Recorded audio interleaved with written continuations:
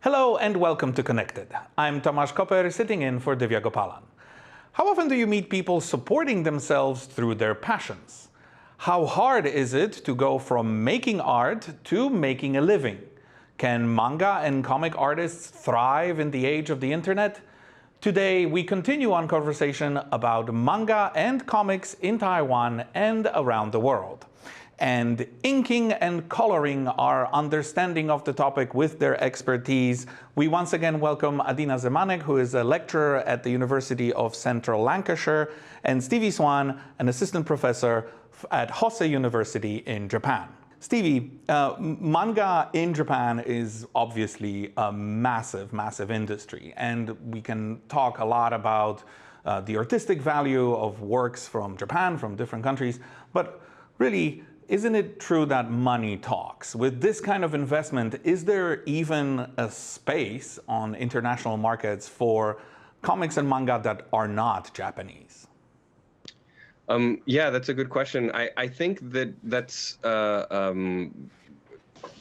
it's kind of complicated because there are, I think, different spheres of comics cultures around the world. So, for instance, U.S. American superhero comics, for instance, or Western European bande dessinée, and different spheres in which those tend to be popular in, and they themselves also, I think, have their own kind of global followings.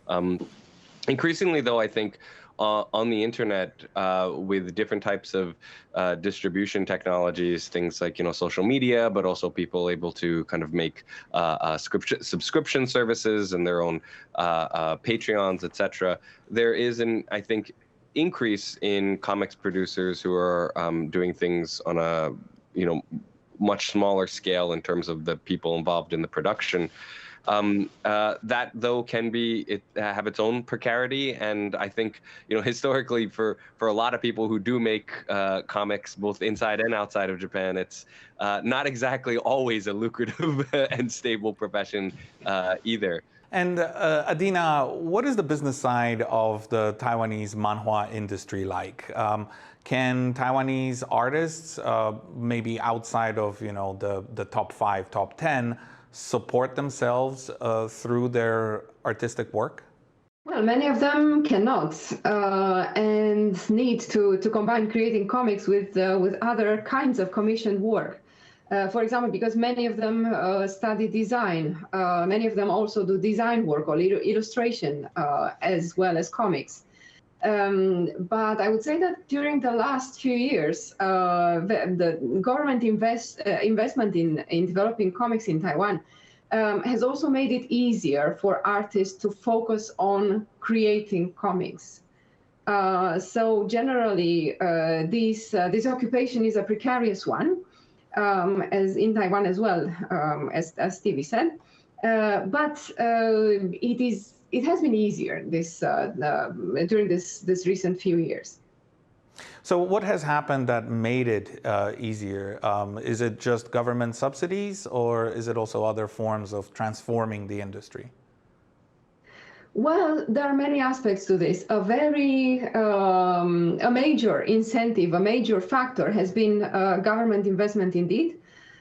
Since 2016-18, I think, these programs have started. So there are subsidies, there are stipends for artists, there is financing for publishers, and this has already introduced major changes in the industry, in this media ecology. So there are simply more possibilities for comics artists, more possibilities of work, also technology. Apart from paper, printed books, and electronic versions of books, of traditional books, there are also platforms in Taiwan, whether a local one called CCC, Creative Comic Collection, or Korean major platforms starting to enter the Taiwanese market. In the last episode, we talked about Taiwanese manga and all the things that make it unique. But in reality, most manga read by Taiwanese fans comes from Japan. Once again, we asked filmmaker Jay Chern to give us a glimpse into how local publishers go against this trend and promote domestic works. Take a look. 自从网络的这种就是社交平台出来之后，也有一些漫画，它其实是用一个比如说4格的方式在网络上面连载，后来受到欢迎，就是集结出书，然后甚至也有改编成动画。比如说像是那个勇者系列的这个漫画，那它在网络上面是以一个一则一则的故事，然后蕴含一点对于人性跟社会的一个探讨。那后来就是它就有改编成一部动画影集。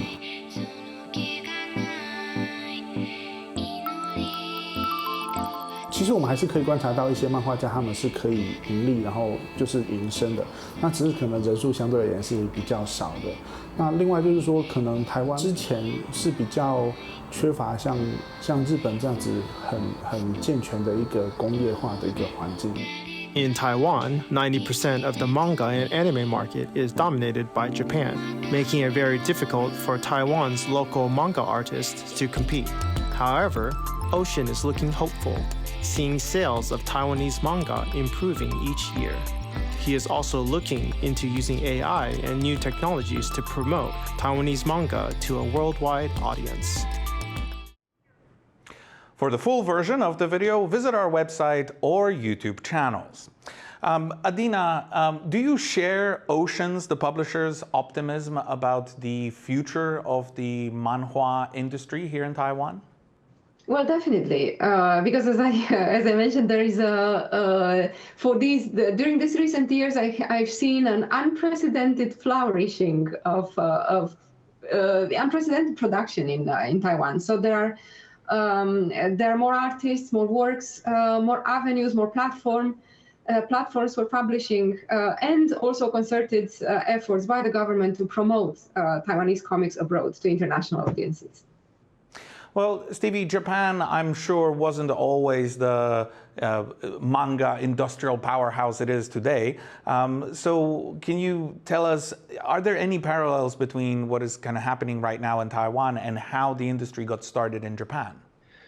Well, the industry in Japan, it dates back to about a century ago, probably a little bit further, depending on where you want to make those those lines. Really, in the 60s and 70s, did manga start to take off as this kind of media that a lot of people within Japan are reading regularly.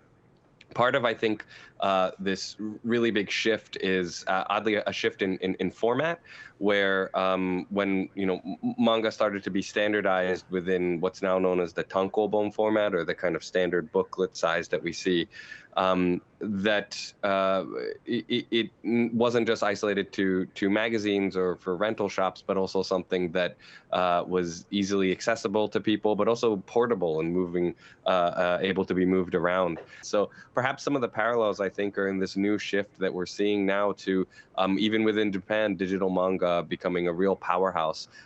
So that we're moving away from just printed formats into other formats in the smartphone and etc. That I think also in some ways offer some opportunities for expansion. Well, I think there is one more substantial difference between what we see in Taiwan and what we see in Japan in terms of manga. But for that, let's go to another expert opinion. Different countries seem to have very different approaches to fostering and promoting their comics industries.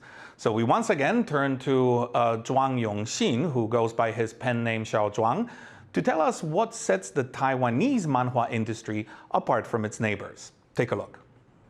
只是说，政府这几年开始有在关注漫画，然后也开始在借鉴这个，不管是韩国经验或者是国外的经验，开始有去参考，然后有去思想说，哎，怎么样让台湾的漫画可以更进一步？那一本漫画，就是说现在其实大家很流行就是 IP 的思维。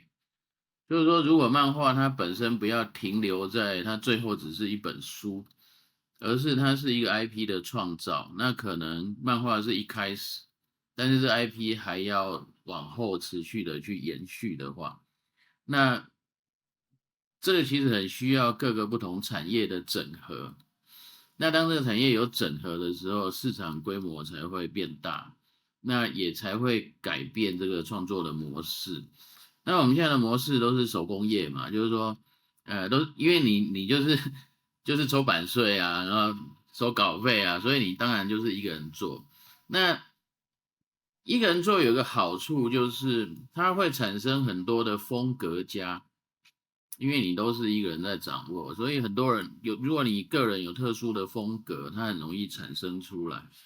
但是它的限制就是说，你没有办法像台湾做这些漫画的前置作业，尤其像田野调查的部分是完全没有费用的。所以如果你要去深入研究某一个议题，你必须得花自己的时间。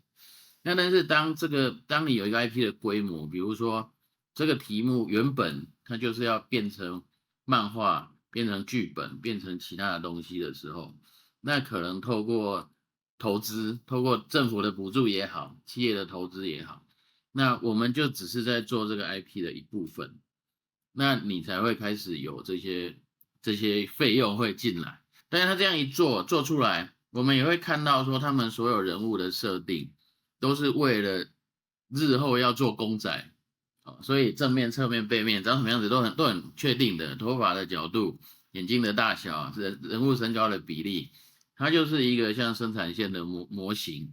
所以当它未来要转换成动画、转换成公仔，全部都是一次到位就上线了。那我觉得这个是一种选择啦，就是说一个健康的市场里面，你应当有这样子的作品，但是你也有非常商业性大型的作品都能够生存，那对整个环境才是最好的。So, Adina, it almost seems like Taiwan has a manhua cottage industry compared to the kind of large-scale industrialized production of manga, including IPs and franchises that we see in Japan. But do you think this is a necessary element for a financial success of an industry? Or can Taiwan keep relying on these sort of smaller scale, less mainstream, more individualistic works and still be successful?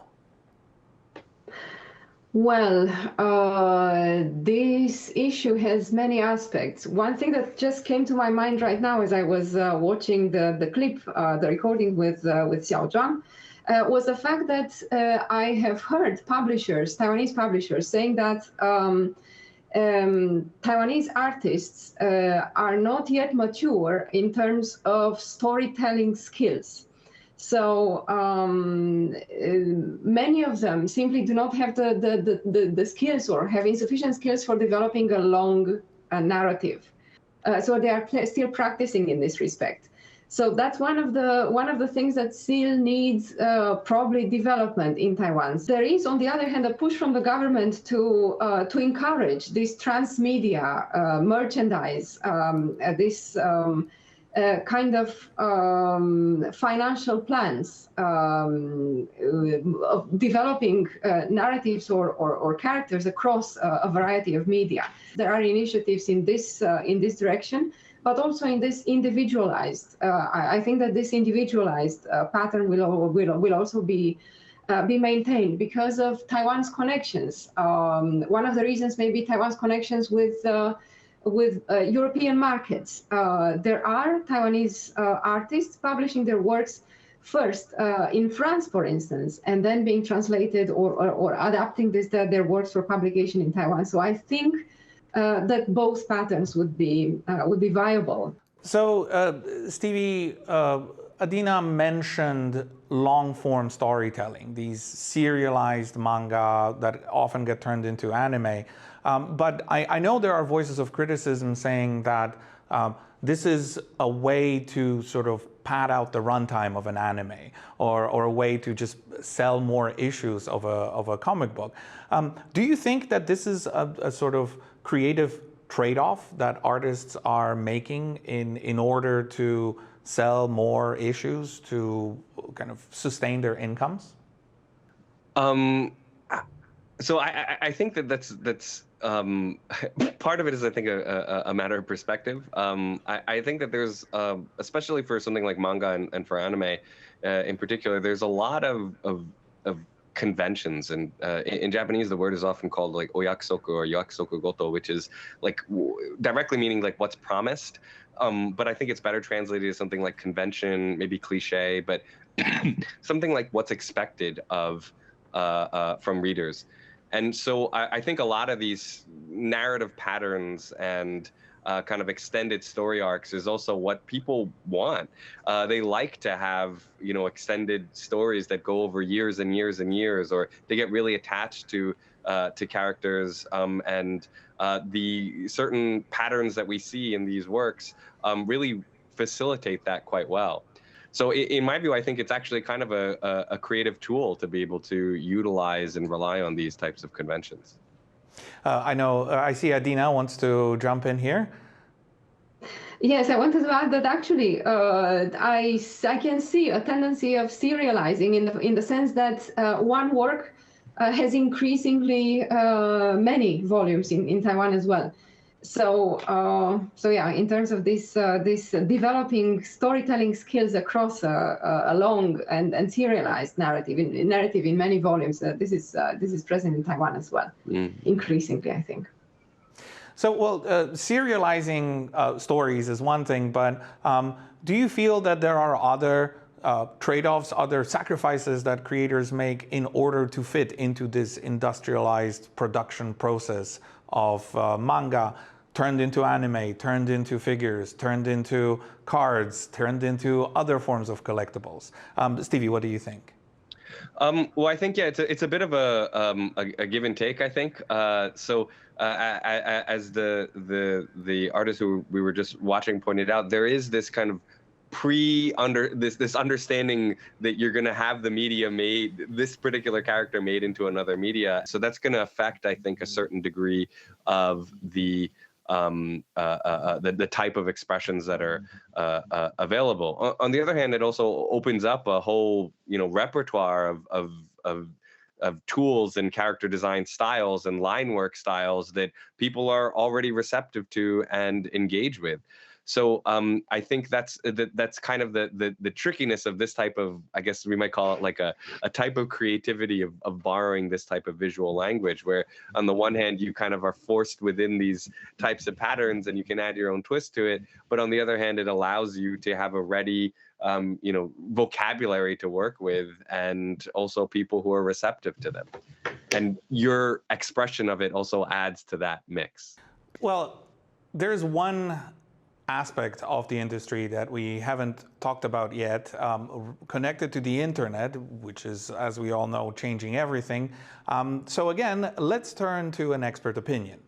So, as we've discussed, one of the new ways in which fans enjoy their comics is webtoons, known in Taiwan as tiaoman.